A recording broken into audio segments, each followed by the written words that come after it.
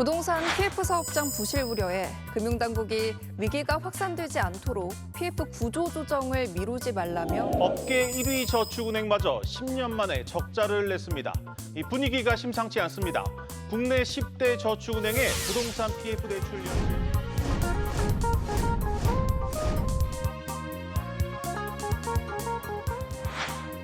총선 끝나면 터진다, 곧 터진다, 시한폭탄 같다는 생각이 드는데 터지긴 터지는 겁니까? 건설업계 차원에서는 이미 문제가 터지고 있다 이렇게 네. 보실 수 있습니다.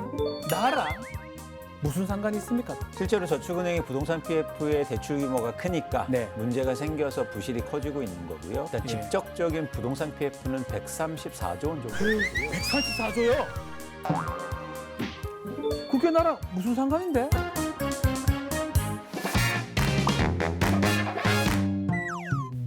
시청자 여러분 안녕하십니까? 변호사 박준입니다. 오늘도 여러분의 인생에 너무나 상관 있는 이슈, 정보들 쉽고 깔끔하게 정리해 드리겠습니다. 지난 시간에 예고해 드린 것처럼 오늘은 부동산 시리즈 그 두 번째 시간인데요. 부동산 PF, 대출 문제 자세하게 한번 들여다보겠습니다. 부동산 전문가 이광수 대표님과 함께 하겠습니다. 안녕하십니까? 안녕하세요.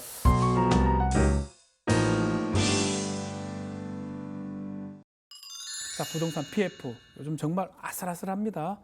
총선 끝나면 터진다, 곧 터진다, 시한폭탄 같다는 생각이 드는데 전문가 입장에서 봤을 때 얼마 정도 남은 겁니까? 터지긴 터지는 겁니까?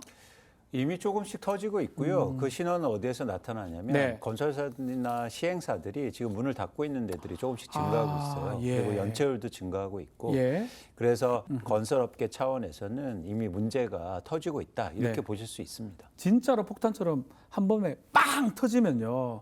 이게 얼마 정도 돈이 터져버릴까요?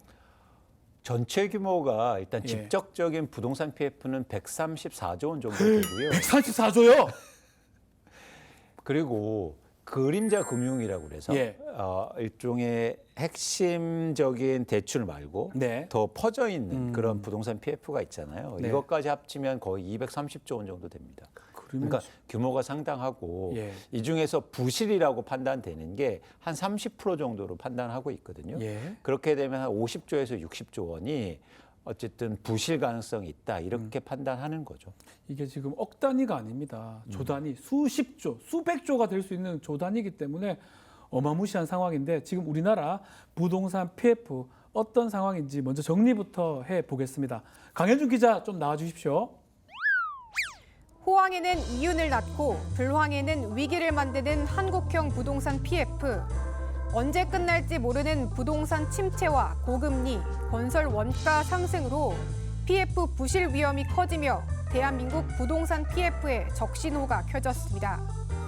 우리나라 부동산 PF의 경우 지난해 말 기준 약 230조 원에 이르는데요.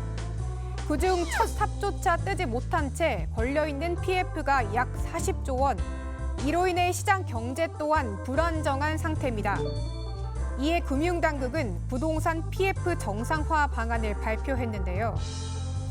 부동산 PF 시장 연착륙을 위해 고강도의 사업성 평가를 진행한다는 내용입니다.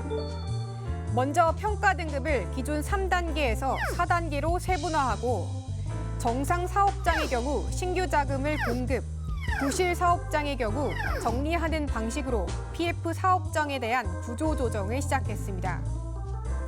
대한민국 경제를 위협하는 부동산 PF 대출, 금융당국의 정상화 방안으로 부동산 시장에 숨통이 트일지 또 다른 위험 요소는 없을지 계속해서 지켜봐야겠습니다.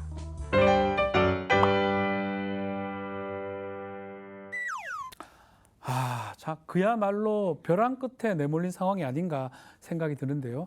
부동산 PF에 대해서 좀 더 자세히 알아보기 전에 부동산 PF가 뭔지 아직 정확하게 모르시는 분이 있기 때문에 좀 쉽게 개념 정리가 필요할 것 같습니다. 그러니까 어렵지 않고 네. 굉장히 쉬운데요. PF는 프로젝트 파이낸싱의 약자예요. 프로젝트 파이낸싱. 원래 이렇게 영문을 쓰는 데가 좀 복잡하고 어려운데 네. 사실은 굉장히 이게 단순한 구조입니다. 네. 아파트를 지으려면 땅이 필요하죠. 땅 필요하죠. 그래서 땅을 우선 사야 됩니다. 네. 그런데 시행사라든지 건설사가 땅 살 돈이 없는 거예요. 그러다 보니까 자금을 빌려야죠. 네. 근데 자금을 빌릴 때 우리가 보통 개인들이 은행에서 돈 빌릴 때는 두 가지 때문에 빌립니다. 네. 하나는 담보가 있거나 두 번째는 신용이 있거나. 신용이 있거나 신용대출, 그렇죠. 담보대출. 그런데 이렇게 아파트를 지서 땅을 살 때는 네. 이 두 가지가 없어요. 없죠, 당연히. 신용도 없고. 아무것도 없어요. 네, 담보도 사실은 예. 거기다가 아파트를 지으려고 하는 거지 그 땅 가치가 그렇게 높진 않거든요. 예. 그래서 땅을 비싸게 주고 사야 돼요. 그렇기 때문에 이 두 가지 신용이라든지 아니면 담보 없이 땅값을 빌리는 거를 부동산 PF라고 생각하시면 되고 네. 이제 거기서 분양이 잘 되면 다들 좋은 결말을 맺는 거고요. 예. 거기서 문제가 생기면 지금처럼 아하. 이제 뭐 누가 갚느니 뭐 부실이라든지 아니면 연체율 증가하든지 이런 문제가 생기는 거죠. 일반적으로 좀 생각을 해보면 내가 여기에 개발을 한다 그러면 대략 한 자기 자본 절반 이상 5, 60% 정도 넣고 나머지를 투자금으로 메꿔서 할 것 같은데 제가 궁금한 거는 PF는 도대체 자본의 몇 배까지 대출을 받는지 궁금합니다. 그런 규정이 없는 게 문제예요. 규정이 없습니까? 그러다 막 빌려도 돼요 그냥? 그러니까 자기는 1% 있고? 그렇죠. 그러다 보니까 심지어 어떤 시행사는요 부채 비율이 1000%, 막 2000%, 이야, 3000% 이야. 돼요. 규정 자체가 없다는 거죠? 그렇죠. 그러니까 사업을 믿고 빌려주는 거니까 이야. 자기 자본이 없이 사업성만 좋다고 판단하면 대출을 무한정 해줄 수 있는 거죠. 이게 좀 말이 안 되는 것 같은데 네. 정말 그야말로 이렇게 지어서 이만큼 벌 거야 이런 계획서 한 장 보고 그 계획만으로 정말 많은 어마무시한 투자금을 모을 수 있다는 얘기인데 약간 기형적이라고 저는 생각 들거든요. 그렇죠. 이런 기형적인 PF 구조 가능한 어떤 요인이나 원인 같은 게 있을까요? 가장 큰 건 뭐냐면 믿음이 있었던 거예요. 신뢰, 믿음. 어떤 믿음이냐면 만들면 돈 오르는 거. 그렇죠. 부동산은 무조건 오를 거야. 내가 새 아파트 지면 누군가 비싸게 사줄 테고. 사줄 거고. 그리고 나는 돈 벌 거야. 그래서 돈 벌면 이자도 잘 내고 원금도 갚을 수 있어. 그래서 여기에 참여하는 모든 참여자들이 네. 그런 믿음이 있었던 거죠. 쉽게 말해서 부동산 불패에 대한 믿음. 네. 그게 사실은 이런 기형적인 신뢰감. 한국형 부동산 PF를 만든 이유이기도 합니다. 그렇지만 이게 지금 딱 들어봐도 너무나 한탕주의 같다는 생각이 들거든요. 결국 지금 계속 문제가 생기는 것도 그런 것 같은데 구조 자체가 사실은 아슬아슬합니다.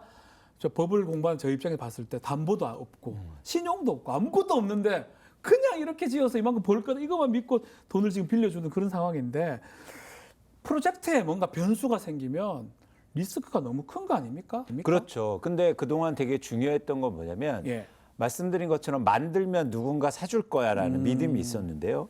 그렇게 계획을 세웠는데 만들었는데 누군가 사주지 않는다면 네. 쉽게 말해서 분양이 안 된다면 안 된다면. 그 높은 가격의 아파트를 누군가 사주지 않는다면 이제 문제가 커지는 거죠. 그렇죠. 그러면 사업을 진행하지도 못할 테고 그리고 아파트를 만들어서도 미분양이 많아지는 네. 이런 사태가 커지면서 쉽게 말해서 부동산 PF의 부실화가 굉장히 커지는 겁니다.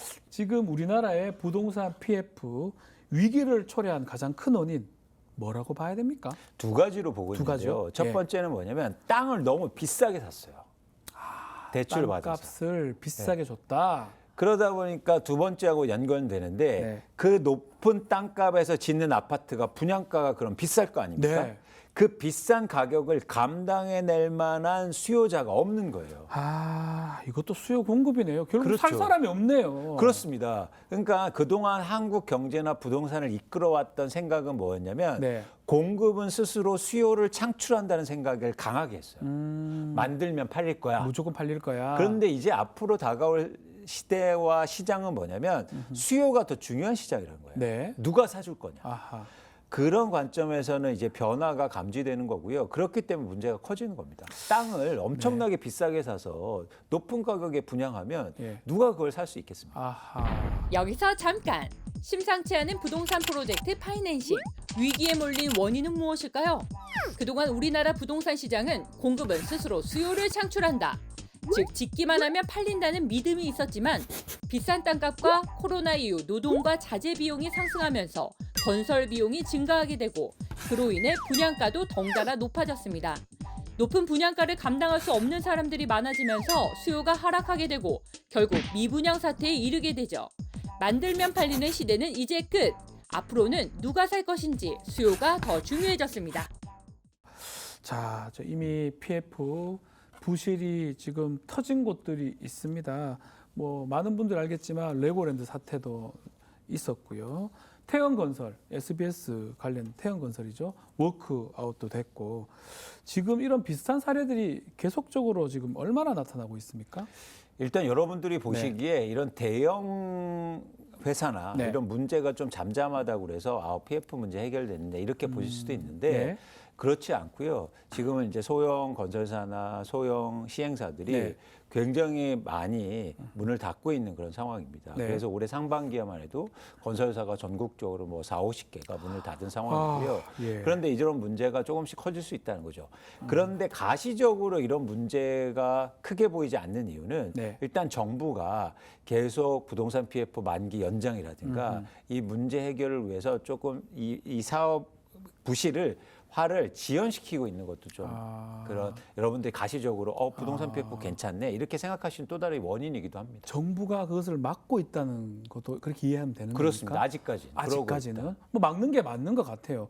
그 중에 지금 금융당국도 좀 필요한 상황인데 PF 구조조정하겠다고 발표를 했습니다. 뭐 다시 평가하겠다 이런 걸로 들리는데요. 이 기준 절차로 어느 정도 위기를 막을 수 있다고 봐야 됩니까? 그러니까 일단 그 금융당국에서 네. 말하고 하는 기준이라든지 절차는 뭐냐면 네. 부동산 PF가 예를 들어서 300개 현장에 있으면 그거를 등급별로 나눠서 네. 우량한 사업장은 살리고 그리고 부실화된 사업장은 구조조정하겠다 아하. 이런 방안이거든요. 예. 근데 전 이게 부동산 문제뿐만 아니라 금융의 문제거든요. 아하. 금융의 문제는 도미노 같이 쓰러지는 특성이 있습니다. 이걸 체계적 리스크라고 하는데. 예. 그러니까 무슨 얘기냐면 좋은 것들은 그냥 놔둬도 스스로 살아날 수 있어요. 굳이 건드릴 필요도 없다는 그렇죠. 거죠. 그래서 가장 부실한 거를 사실은 먼저 도와주고 먼저 빨리 해결해야 돼요. 네. 그래야 넘어지지 않죠. 아하. 근데 지금은 정상적인 거를 더 지원해주고 네. 부실한 거는 그냥 내버려 두겠다는 생각이거든요. 그래서 어쩌면 이런 방식이 예. 더 문제를 키울 가능성도 저는 있어 보입니다. 오히려 더 네. 나빠질 수도 있다. 그렇죠. 야, 퇴출을 시키지 어차피 괜찮은 거는 가만 놔둬도 되는데 그렇죠. 괜히 건드려 가지고. 근데 예를 들어서 나쁜 것들이 더 나빠지면 좋은 것들도 사람들이 저것도 나빠질까 이런 생각을 갖잖아요. 근데 나빠진 것들을 조금 더 도와줘서 예. 이제 살리고 구조조정하면 이제 좋은 것들은 그럼 이거는 빨리 더 좋아지겠네, 개선되겠네 이런 기대감이 생길 수 있다는 거죠. 그런 차원에서는 구조조정의 방향성에 대해서 우리가 좀 고민해볼 필요가 고민을 좀 있습니다. 해봐야 되겠다. 네. 자, 수십조, 수백조 규모의 사업입니다. 하루아침에 무너지고 줄도산으로 이어질 수 있는 그런 상황. 우리 경제도 아마 직격탄을 맞을 것 같은데요. 앞으로 어떻게 이 위기 헤쳐나가야 할지 좀 더 심도 있게 이야기를 나눠보겠습니다. 여기서 잠깐. 우리나라 건설사 부동산 PF 부실이 심각해지면서 금융당국이 부실이 우려되는 부동산 PF 사업장에 대한 1차 사업성 평가를 실시했는데 전체 부동산 PF 사업장 10곳 중 한 곳이 구조조정 대상이라는 결과가 나왔습니다. 부동산 PF는 부동산뿐 아니라 금융의 문제이기도 하죠. 한 번 터지면 도미노처럼 쓰러질 수 있기 때문에 체계적 리스크 관리가 필요한 상황. 건실한 사업장을 더 지원하기보다는 부실 사업장이 쓰러지지 않게 도와주고 해결해야 하는 것이 먼저입니다. 부실 사업장 구조조정의 방향성을 고민해봐야 할 때입니다.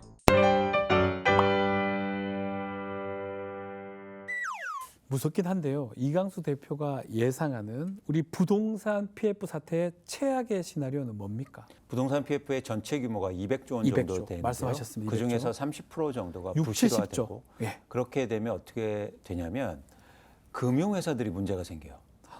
은행이나 뭐 금융회사가 그렇죠. 그렇게 되면 우리나라의 금융 시스템이 체계적 리스크가 생기는 거고 그렇게 되면 예를 들어서 시중금리가 폭등하거나 예. 문제가 커질 수 있는 거죠. 금리가 폭등한다. 그래서 그런 차원에서 부동산 시장뿐만 아니라 우리나라 경제에도 큰 타격을 미칠 수 있습니다. 최악이 될 수도 있다는 네. 거네요. 뭐 금융시장 얘기는 그렇게 된다면 만약에 이렇게 최악의 시나리오대로 간다면 우리나라 부동산 시장에는 어떤 영향을 미치는 겁니까? 건설회사나 시행사들이 쉽게 말해서 문을 닫을 테니까 그렇죠. 그럼 망하니까 문을 닫을 거 그렇죠. 아니에요. 그럼 아파트 공급은 누가 합니까? 아, 이게 우리나라 아파트 시장을 잘 보면요. 해외 기업이 없어요. 전부 다 국내 기업들의 시장이거든요. 맞습니다. 그래서 국내 기업들의 생태계가 망가지면 아파트를 지을 수 있는 데가 없어진단 말이죠. 그러면은 장기적으로 주택 공급이 감소할 수 있으니까 여러 가지 불안 요인이 생길 수도 있다는 거예요. 아하, 결국은 부동산 PF의 가장 직격탄은 건설업체의 줄도산으로 이어지는 거고 그렇습니다. 그 업체가 없기 때문에 부동산 아니면 개발, 아파트 개발 같은 거 할 업체가 없어지는 거네요. 그렇죠. 상당히 심각해지는 거네요. 그렇죠. 진짜로. 그러면 여러분들이 마주하는 내가 나중에 뭐 5년 후에 내 집 마련 계획 세우시고 네. 청약 받아야지 이렇게 아. 했는데 실제로 아파트 공급이 없으면 공급 건설사들이 자체가 없으니까. 없으니까 네. 건설회사가 있어야지 네. 건설을 하죠. 그렇죠. 문제가 생길 수 있습니다. 자, 부동산 PF 심각한 국면을 맞았습니다. 지금 얘기한 것처럼. 근데 사실 일반 시민들은 아직 피부로는 못 느끼는 것 같습니다. 왜냐하면 별로 느껴지는 건 없어요. 언론에서 저렇게 호들갑 떠느냐. 뭔가 정부가 해결해 주던가 해결책 있겠지. 뭐 회사 몇 개 문 닫는다고 뭐 큰일이냐. 이렇게 생각할 수 있거든요. 부동산 PF 사태 나랑 무슨 상관이 있습니까? 답을 좀 주셔야 될 것 같습니다. 그러니까 두 가지가 문제인데 일단 직접적으로는 여러분들이 예를 들어서 분양받으신 네. 아파트나 이런 곳들이 건설사들이 문을 닫게 되면 건설사 문 문제가 닫는 되게 거. 심각해지는 거잖아요. 예. 두 번째는 전체적으로 부동산 시장에도 건설사들의 시행사들이 문제가 생기면 네. 공급이 위축되니까 예. 그래서 시장이 불안하게 되고 아하. 또 다른 시장의 변화가 있을 수 있다는 거죠. 아. 그런 측면에서는 부동산 시장뿐만 아니라 또 말씀드렸듯이 금융시장에도 타격을 미치니까 네. 갑자기 금리가 폭등하게 되는 거예요. 금리가 폭등하면 또 부동산 시장이 힘들어지잖아요. 그렇죠. 그리고 또 하나 뭐냐면 내가 대출 받았는데 금리 막 오르고 그럼 그 갚기가 힘들잖아요. 그리고 경기도 위축되고 예. 이럴 가능성이 크다는 겁니다. 상당히 부동산하고 이 부동산 지금 PF하고 연관성이 큰 것 같습니다. 만약에 내가 분양에 당첨된 아파트 혹시나 부동산 PF 문제가 돼서 터졌다. 건물은 올라가고 있고 난 중도금을 냈어요. 이런 경우는 어떻게 되는 겁니까? 내가 손 놓고 바라봐야 되는지 아니면 뭐 잔금 치러야 되는지 어떻게 돼야 됩니까? 이거는 그건 일단 네. 그 건설사들 모두 한국의 건설사들이 분양을 할 때는 모두 보험을 들게 돼 있습니다. 아. 그래서 그 건설사가 망하더라도 누군가 다른 건설사들이 짓게 되는데요. 아하. 대신 지연되거나 또 하나 뭐냐면 나는 분양받았지만 누군가는 할인 분양을 받을 거예요. 아, 옆에 또 할인 분양 받는 사람들 보면 기분 나빠요. 그렇죠. 이제 그런 것들 여러분들이 감안하셔서 의사 선택을 하셔야 된다. 예. 그런데 만약에 중도에 이런 문제로 해서 취소할 수 있는 그런 권리는 아마 생길 수도 있습니다. 아, 혹시나 네, 그러면 원래 그런- 중도금 내면 안 되지만 중도금 냈더라도 이런 문제가 생기면 빠져나올 수 있도록 해준다는 거죠. 그렇죠. 그래서 아하. 그런 권리들을 잘 활용하셔서 조금 진지하게 보실 필요가 있습니다. 네, 심각하게 봐야 되는데 부동산 PF 때문에 지금 금융권 얘기하셨는데 저축은행들도 위기를 좀 맞았습니다. 30곳 중에 절반이 넘는 16곳의 저축은행이 신용등급이 하락했습니다. 이 저축은행 문제는 어떻게 봐야 됩니까? 실제로 저축은행이 부동산 PF의 대출 규모가 크니까 네. 문제가 생겨서 부실이 커지고 있는 거고요. 그래서 신용등급이 떨어졌고 그러다 보니까 저축은행에서 서민들이 주로 대출을 많이 일으키시잖아요. 네. 그 대출 금리가 또 오르고 있어요. 아, 그러니까 직접적으로 우리나라 서민들에 대해서 영향을 미치고 있는 거고요. 과거 비슷한 사례가 있었습니다. 2008년도, 9년도에 네. 미분양 아파트가 16만 5천 가구였는데 그렇게 많았죠. 네. 네. 그때 당시에도 마찬가지로 건설사들이 막 문을 닫았거든요. 100대 건설사 중에서 네. 30-40%가 워크아웃과 법정 관리에 들어가는데 예. 그때도 저축은행 문제가 생겼잖아요. 아, 맞아요. 그러면서 일종의 뱅크런이라고 예, 그러죠. 막 맞습니다. 저축은행 가서 내 돈 찾고 막. 예금자들 와서 난리치고 했습니다. 맞습니다. 그래서 받는데도 되게 힘들었고 예. 시간이 오래 걸렸는데 사실 그런 문제가 또 재현될 가능성이 있죠. 또 하나 문제면 네. 저축은행뿐만 아니라 최근에 여신 전문 회사들 이렇게 일종의 제2 금융권에도 이런 문제가 좀 확산되고 있어서 네. 여러분들이 돈을 맡기시고 또 그런 것들을 잘 지키시기 위해서 잘 보시고 또 계속 관심을 가지셔야죠.